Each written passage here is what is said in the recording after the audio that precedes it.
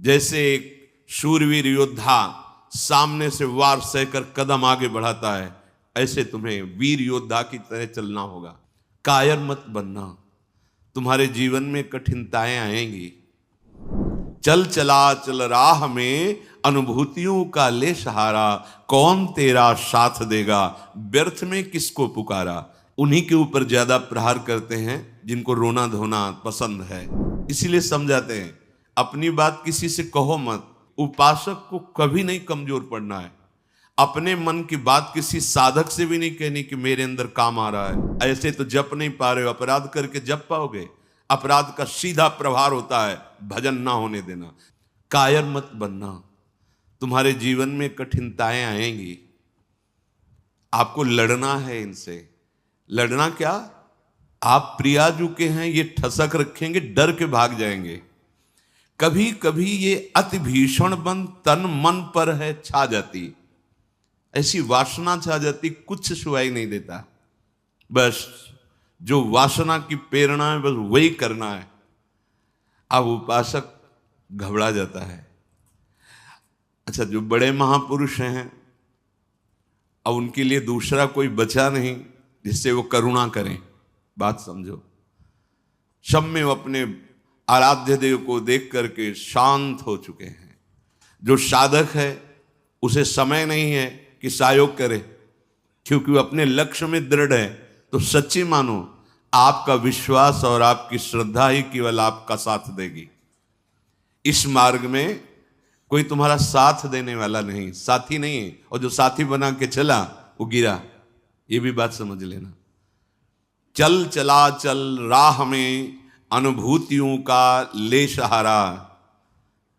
अगर तुम अपनी अनुभूतियों को अपने साथ रखोगे कि पग पग पर मेरे कृपालु आराध्य देव ने कैसे मुझे संभाला है, फिर कोई तुम्हें जरूरत नहीं किसी के सहयोग की। तुम्हारी अनुभूतियां ही तुम्हें आगे बढ़ा देंगी। चल चला चल राह में अनुभूतियों का ले सहारा, कौन तेरा साथ देगा व्यर्थ में किसको पुकारा। इस मार्ग का साथी केवल हरि का भरोसा, हरि का बल है। जो निराश होकर के रोने लगता है, ये भेड़िए की तरह है और बालक के ऊपर ही इनका प्रहार होता है। वयोवृद्ध या ज्ञान वृद्ध के ऊपर भेड़िए का प्रहार नहीं होता। ये काम क्रोध आदि उन्हीं के ऊपर ज्यादा प्रहार करते हैं जिनको रोना धोना पसंद है। किस बात के लिए? मुझे ये चाहिए, मुझे ऐसा, मुझे रहा नहीं जा रहा, मुझे सहा नहीं जा रहा, मेरे से भजन नहीं हो रहा, मेरा मन नहीं। तुम मन हो, तुम तन हो, तुम भोगों के अभाव से ग्रस्त हो? नहीं नहीं, भूल मत करो। जो निराश होकर रोने लगता है उस पर ये विकार हावी हो जाते हैं। इसीलिए समझाते हैं अपनी बात किसी से कहो मत, क्योंकि नासते विद्यते भावो ना भाव विद्यते। इनकी सत्ता ही नहीं काम क्रोध लोभ की। जब आप इनकी सत्ता देते हैं, स्वीकार करते हैं, तो ये आपके ऊपर हावी होते हैं। सच्ची अगर सत्ता ना दे तो इस समय नहीं दे रहे हो सत्ता, कौन सा विकार आपके ऊपर चढ़ा हुआ है। अभी आप उनका चिंतन करें, उनकी सत्ता दे तो अभी जिस विकार का चिंतन करेंगे उसी विकार से ग्रसित हो जाएंगे। जो कमजोर अपने को महसूस करता है, देखो दैन्यता भगवत मार्ग की वो अलग बात है, लेकिन विकारों के लिए कमजोर होना ये भगवत मार्ग के पथिक का लक्षण नहीं है। सहना ही तो है ना। भोगने के बाद तो और डबल सहना होता है। तृष्णा होती और कामना होती, दोनों। जब तक भोगा नहीं तो केवल कामना थी, और जब भोग लिया तो उसकी तृष्णा भी साथ है, तो जलना तो पड़ेगा। तो ऐसे जो भयावह दृश्य उपस्थित कर रहा है मन विकारों को लेकर के, उपासक को कभी नहीं कमजोर पड़ना है। अपने मन की बात किसी साधक से भी नहीं कहनी कि मेरे अंदर काम आ रहा है, मेरे अंदर ये विकार। बिल्कुल उनकी सत्ता नहीं देनी। तुम्हें परेशान नहीं होना, तुम्हें दुखी नहीं होना, तुम्हें रोना धोना नहीं है। अब सहा नहीं, मार देंगे, पक्का मार देंगे, भागना पड़ेगा। ये वीरों का मार्ग है। हो भयभीत छोड़कर साहस, जो का पुरुष भाग जाता। का पुरुष कहते हैं कायर पुरुष को। इस मार्ग से कि अब हम नहीं, अब हम भोगों के लिए जा रहे हैं, तो जाओ। क्या आगे लिख रहे? भाग न पाता। गिर पड़ता हो, बुरी तरह कुचला जाता। ये विकार उसका नाश कर देते, फिर रास्ता नहीं रह जाता।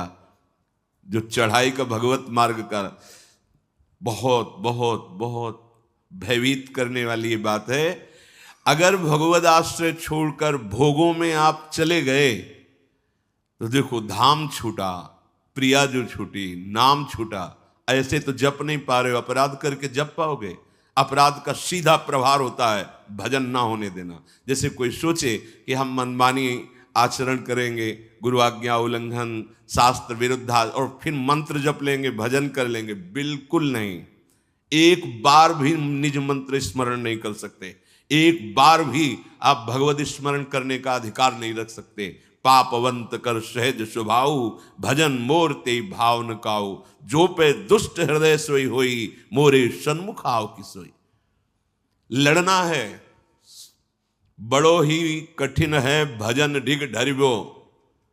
जैसे एक शूरवीर योद्धा सामने से वार सहकर कदम आगे बढ़ाता है, ऐसे तुम्हें वीर योद्धा की तरह चलना होगा। कायर पुरुष की तरह भाग कर जाओगे तो कुचले जाओगे, और अगर धैर्य पूर्वक रहोगे तो कह रहे हैं, पर जो कर विश्वास ईश्वरी बल पर, सम्मुख डट जाता। अब तुम मरना है, चाहे जितना कष्ट हो, मृत्यु से भयानक कोई कष्ट नहीं होता। अब मुझे श्री जी की प्राप्ति करनी है, जितना दुख चाहो प्रभु आप दे लो, आप दे लो, छूट है आपको, जितना दुख चाहो। इतना तुम्हारा सोचना होगा कि दुख भाग जाएंगे, कोई दुख छुएगा नहीं तुम्हें। उससे डर वे भाग छूटती नहीं, दुखी वो हो पाता जिसने निश्चय कर लिया कि अब सारे दुख मुझे भोगने हैं, पर हम प्रियाजू को, प्रियाजू के नाम को, प्रियाजू के धाम को, प्रियाजू के चरणारविंद की उपासना को कदापि नहीं छोड़ सकता। कुछ भी हो जाए सब डर जाएंगे, काम क्रोध लोभ मोह मद मत्सर। पर हम कायर पुरुष जैसा आचरण कर बैठते हैं, गलती हो जाती है कि हम विषय सेवन में ही शांति का अनुभव करना चाहते हैं। हम चाहते हैं अगर हम ये विषय सेवन कर लें तो हृदय शांत हो जाएगा, जलन मिट जाएगी, कुचले जाओगे, परमार्थ से बहुत दूर कर दिए जाओगे, आपको पता ही नहीं चलेगा। माया का खेल ऐसा है, पता थोड़ी चलता है कि हम भ्रष्ट हो गए, पता थोड़ी चलता है कि हम इतने नीचे उतर गए। जब कोई महात्मा आपको दर्शन कराएगा कि आप कितने नीचे गिर गए, तब आपको पता चलेगा। गिरते समय पता नहीं चलता। माया का ऐसे ही भक्ति का खेल है, चढ़ते समय पता नहीं चलता कि कितनी ऊंचाई पर आप चढ़ते हैं।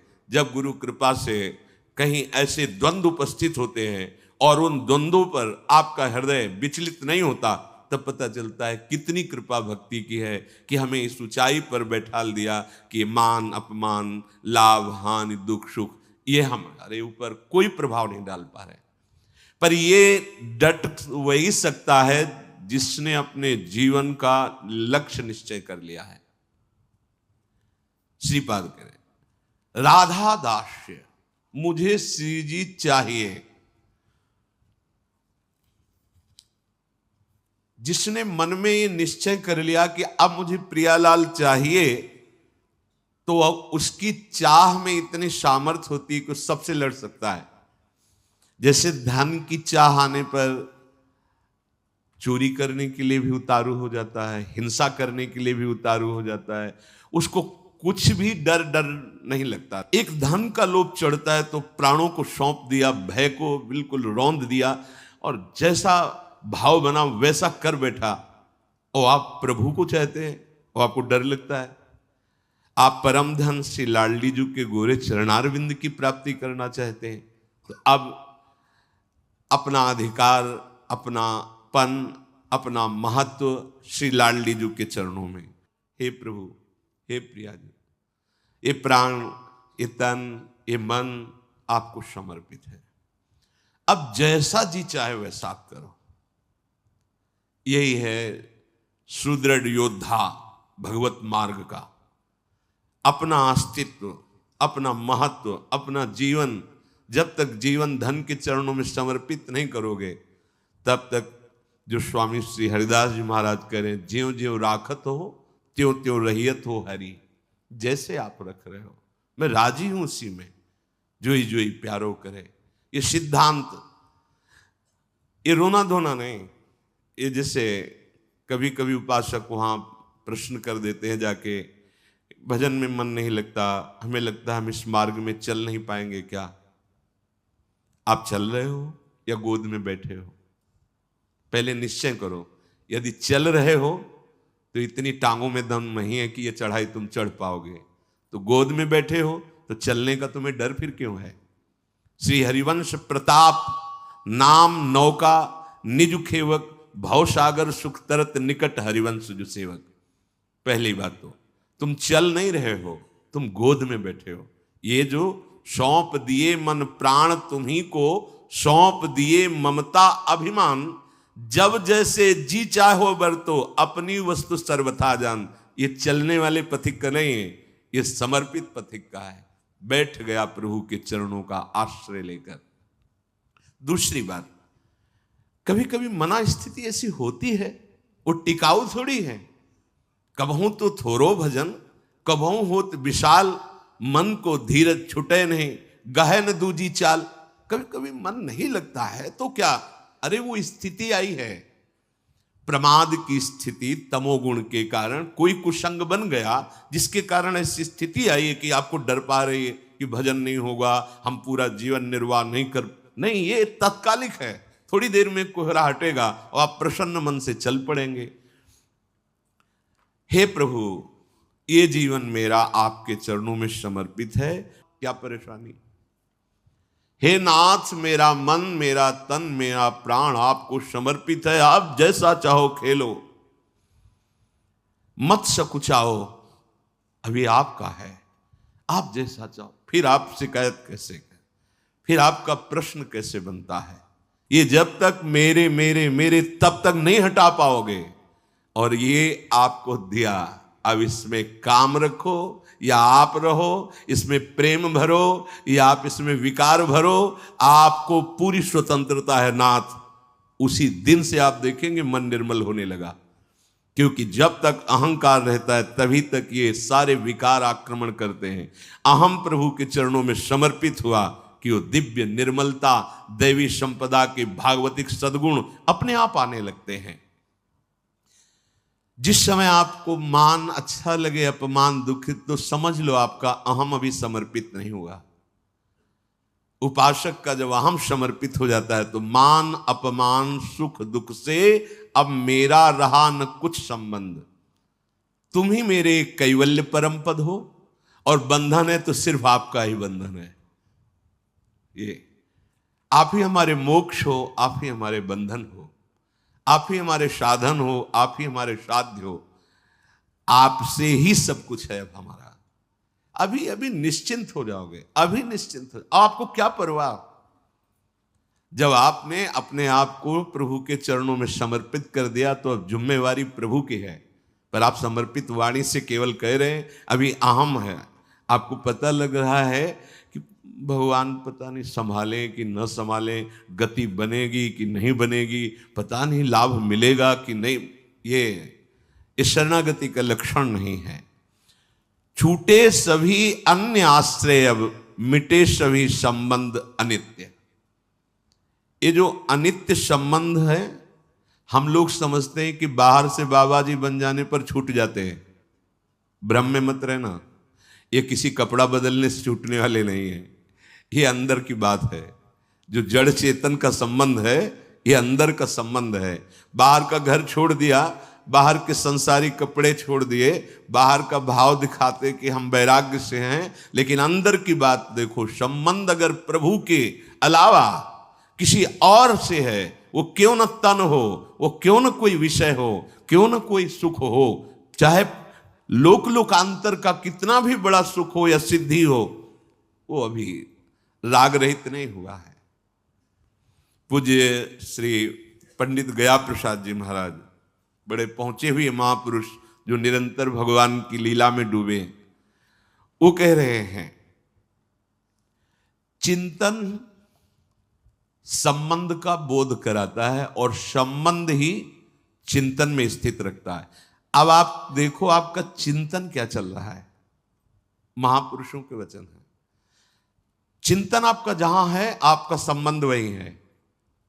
अगर प्रियालाल का चिंतन चल रहा है तो प्रियालाल से संबंध है। शरीर का चिंतन है, इंद्रियों का, भोगों का, वस्तु का, व्यक्ति का। ध्यान दीजिए, आपका संबंध जहां होगा वहीं चिंतन होगा, और जहां चिंतन होगा वहीं संबंध माना जाएगा।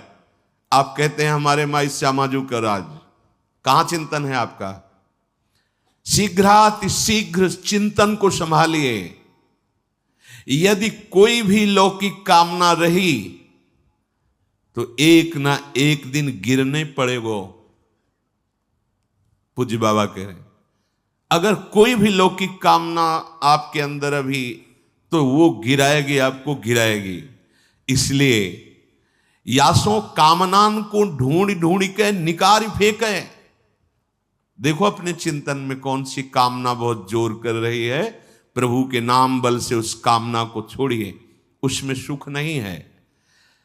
उपासक जब तक सत्यता से इनकी तरफ ना चले तब तक ये कामनाएं अपना अधिकार रखती हैं। जहां सत्यता से चलने का भाव आया तो ये स्वतः ही कामनाएं नष्ट होने लगती हैं। उद्देश्य में दृढ़ता, सत्यता, तो सतमार्ग आगे को खुल जाएगो। सब बानक बनतो चलो जाएगो, सहायक मिलते चले जाएंगे। कुछ प्रश्न करते हैं, क्या नरसिंह जी जैसा प्रेम कई जन्मों की साधना के बाद होता है? पूज्य बाबा से, नरसिंह जैसा प्रेम क्या एक जन्म में नहीं हो सकता है? बाबा ने कहा हां, हो सके है, यदि सच्चे सदगुरु की प्राप्ति हो जाए तो। क्योंकि सदगुरु कृपा दृष्टि सेवाकों प्राणनाथ के मिलवे की ताई रोएबो सिखाए दे। क्योंकि प्राणनाथ ही स्वयं श्री सदगुरु बन के मिलवे को जतन बताए हुए आए हैं। बहुत सुंदर बात, बहुत सुंदर। हम कहते हैं गुरुर ब्रह्मा गुरुर विष्णु गुरुर्देव महेश्वरा, गुरु साक्षात परब्रह्म, लेकिन देख नहीं पाते। अगर हम परब्रह्म भावना सदगुरुदेव में करें तो हमें साक्षात्कार किसका करना है? हम रात दिन चकोर की भांति अपने आराध्य देव को ही तो देख रहे। पूज्य बाबा श्री प्राणनाथ स्वयं सदगुरु बनिके मिलवे को जतन बताए हुए आए हैं। अपने मिलवे को जतन बताए हुए आए हैं। देखो प्रिया प्रीतम, ये संसार की वस्तु की तरह कोई चमत्कार कि भाई ऐसे किया प्रिया प्रीतम, ऐसो ना है। ये चमत्कारन में जो फंस गए, जो सिद्धिन में फंस गए, वो तो जान ही ना पावे प्रिया प्रीतम को। यह अलभ्य वस्तु है, ये गूंगे को स्वाद है। बस प्राणनाथ कब मिलेंगे, प्राणनाथ कैसे मिलेंगे, मैं संसार को कैसे भूलूं, ये हृदय में टीस जो कल चर्चा कर, ये गुरु कृपा से केवल होती है। एक पीड़ा हृदय में होनी चाहिए। साधन नहीं बताया, यहां बताया कि अगर भगवत प्रेमी सदगुरुदेव भगवान की प्राप्ति हो जाए, उन पे दृढ़ विश्वास हो जाए, क्योंकि वो अपने मिलवे के ताई ही गुरु रूप धर के अपना रहस्य बताने आए हैं। एक सेकंड के ताई भी अपने आराध्य देव को ना भूले। एक सेकंड के ताई पाठ होए, नाम जप होए, चिंतन होए, या वार्ता होए, या कोई क्रिया होए, बाहरी क्रिया होए या अंदर की क्रिया होए, सर्वप्रथम ये देखना है कि ये सब इनके ताई हुए रहे हो या अपने ताई। ये बात अंदर की चेष्टा, बाहर की चेष्टा आराध्य देव की, गुरुदेव की आज्ञा के अनुसार हो रही या अपने मनमानी। यदि इनके ताई हो रही तो प्रेम, और अपने ताई हो रही तो कामना, वासना, इच्छा, लालसा। अपने ताई तो कामना वासना इच्छा लालसा अंतःकरण को एकदम खाली करना पड़े। अपनो स्वार्थ नेकहु न छुई जाए तो श्री सदगुरुदेव की कृपा सिंह है और माया बकरी है। देखो पूज्य बाबा के सिंह और सिंह के बच्चा को देखते ही बकरी दुबक जाए है, ऐसे ही माया दुबक जाए। जो सदगुरु का कृपा पात्र है, आज्ञा पालन करता है, तो ये माया बकरी उसके सामने दुबक जाती है। ऐसा नहीं कि उसे फंसा सके। सदगुरु भगवान के दुलारे जीव को माया की ताकत देखिबे कि नाए। देखो अरे वो ठाढ़ी ठाढ़ी सूख जाए, वाके ऊपर कबो अपनो प्रभाव न दिखाए पावे। यह पथ तो श्री सदगुरुदेव भगवान के हाथ बिकायबे पे प्राप्त होता है। साधक अपने मन से ऊंचो कितनो साधन करे, कितनो ऊंची स्थिति प्राप्त करवे को प्रयत्न कर ले, किंतु अंत में वाको गिरनो पड़ेगो। सदगुरु कृपा। साधक को बार बार यही प्रार्थना करनी चाहिए प्रभु से कि सदगुरु के सम्मुख रहूं। तभी सेवक जी ने महाराज जो यहां पूज्य बाबा कह रहे कि गुरु सेवा तज करे जबानी, यह अधर्म यह सबहानी, कानी न रसिकन में रहे। प्रभु से प्रार्थना करनी चाहिए कि हे प्रभु कभी ऐसी परिस्थिति न हो कि मैं गुरु विमुख हो जाऊं, सदगुरु से विमुख हो जाऊं। देखो किसी भी महापुरुष के हृदय की स्थिति को जानने के लिए उस कोटि का हृदय होना चाहिए। तो हम उनकी पहले बात माने, उसके अनुसार चलें, तो हमें स्थिति का पता चल जाएगा। फिर हमें कोई संशय नहीं रहेगा, कोई भ्रम नहीं रहेगा। अभी हमारी मानसिकता बुद्धि में इतनी सामर्थ्य नहीं कि जो मन बुद्धि के अतर्क तत्वों में स्थित है उनको हम पहचान सकें। तो हमारी उपासना शुरू होती मानने से, वेदांत की उपासना शुरू होती है जानने से। वो जानकर मानते हैं, हम मानकर जान जाते हैं। पहले हम मान लेते हैं गुरु साक्षात परब्रह्म है। भी कोई ऐसा नहीं कि तुम्हारे मानने से क्या होगा, वो है। वही प्रभु अपने आप को जनाने के लिए सोई जाने जी देव जनाई, वो सदगुरुदेव भगवान के रूप में आए हैं। जासो आपको दर्शन करने की सुविधा मिलेगी। अगर गुरु के सन्मुख रहेंगे तो आपको आराध्य देव का जो स्वरूप है गुरुदेव के अंदर छुपा हुआ, इस ढांचे के अंदर, उसकी सुविधा हो जाएगी आपको। उपासक को छल कपट दंभ पाखंड राग द्वेष क्रोध विरोध ये तभी छूते हैं जब गुरु विमुख होता है। पक्का भजन और संत समागम, कोई त्रिभुवन में ऐसी स्थिति नहीं जो प्राप्त न करवा दे। ये दो बात, जो गुरु प्रदत्त भजन है और जो गुरुजनों का संग है, ये दो, ये ध्रुवदास जी ने भी कहा है, साधन को हरि भजन है कै सत्संग सहाय। तो यदि छल कपट दंभ पाखंड राग द्वेष क्रोध विरोध ये हृदय में है तो आप गुरु से विमुख हैं। आप देख लीजिए, अगर गुरु के सन्मुख हैं और भजन हो रहा है और संत संग, तो ऊंची से ऊंची कोई भी स्थिति ऐसी नहीं जो आपको प्राप्त ना हो जाए। अर्थात नरसिंह मेहता जी जैसा प्रेम इसी जन्म में बहुत शीघ्र प्राप्त हो जाए। रहनी बनाएवे में चूक कर दें हम, पूज्य महाराज जी कह रहे हैं, जाको श्री भगवान की आवश्यकता ही अनुभव ना होए। यदि आप साधना की रहनी जो गुरुदेव ने दी है वैसे चलते रहो तो आपके अंदर भूख बढ़ जाएगी प्रिया प्रीतम की प्राप्ति की। यदि आप उनसे थोड़ा भी विमुख होंगे तो आवश्यकता ही महसूस नहीं होगी प्रभु की, आवश्यकता भोगों की महसूस होगी। अध्यात्म की नींव है सद्गुरु श्रद्धा। संतन की कृपा मनाओ, भक्तन सो मैत्री करो और ये बात मांगो कि हमारे सद्गुरुदेव भगवान में अपार श्रद्धा है।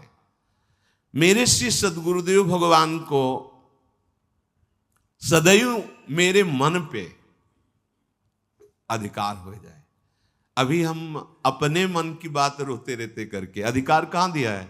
अगर आपके मन में कुछ आ रहा है तो तुरंत दृष्टि पहुंचाओ, सद्गुरुदेव भगवान ये आपको दिया हुआ मन है, आप देख लो, राजी हो इसमें जो चल रहा है, आप राजी हो? अगर आप राजी हो तो देख लो, अगर आप नहीं तो चल कैसे रहा है? ये आपको समर्पित मन है। हम नहीं पहुंच पाते सद्गुरुदेव तक और अपने अहम में ही सीमित रह जाते हैं। तो तुमने जो लक्ष्य बनायो है वाको दृढ़तम, वाको निष्ठा में बदलनो होगो। सब साधन तभी सिद्ध माने जाएंगे जब एकमात्र केवल भगवत चिंतन चलने लगे।